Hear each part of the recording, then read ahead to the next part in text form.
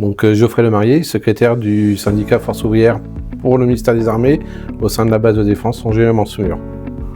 Alors essentiellement, les grandes difficultés, c'est la gestion du personnel civil, le développement de carrière des agents, qui n'est pas très suivi par le ministère des Armées, il faut le reconnaître, faute d'effectifs au bon endroit, que ce soit à La Rochelle ou à Rennes, mais notamment beaucoup de questions sur les retraites. Arrivé à l'âge de la retraite, quand ça approche, on s'aperçoit que les agents sont seuls et ont besoin d'aide.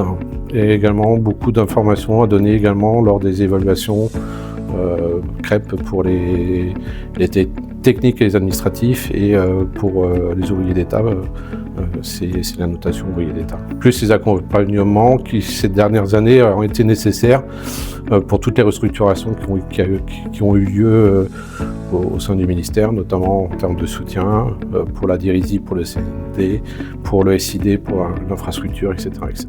Aussi dans l'intérêt de l'agent, ça veut dire que s'il ne souhaite pas partir, soit il refait une reconversion professionnelle dans le bassin d'emploi, soit on essaie de trouver un poste qui lui correspond au sein de la base de défense pour éviter qu'il y ait une incidence sur sa vie familiale et géographique. Faux, voter est faux, c'est une logique implacable. Déjà, Force ouvrière, on est un syndicat qui est libre et indépendant.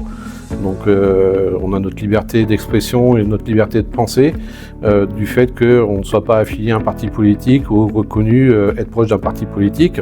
Donc ça, c'est important.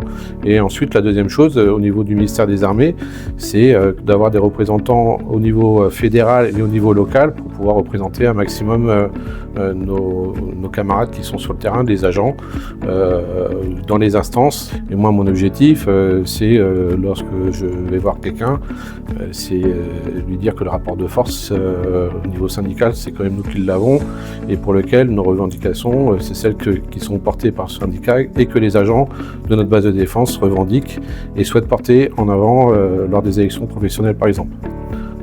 L'important, c'est d'avoir quelqu'un sur qui se reposer, être accompagné par le syndicat et d'avoir les conseils avisés du syndicat pour tout le cursus professionnel ou pour toutes les questions que les agents peuvent se poser au quotidien.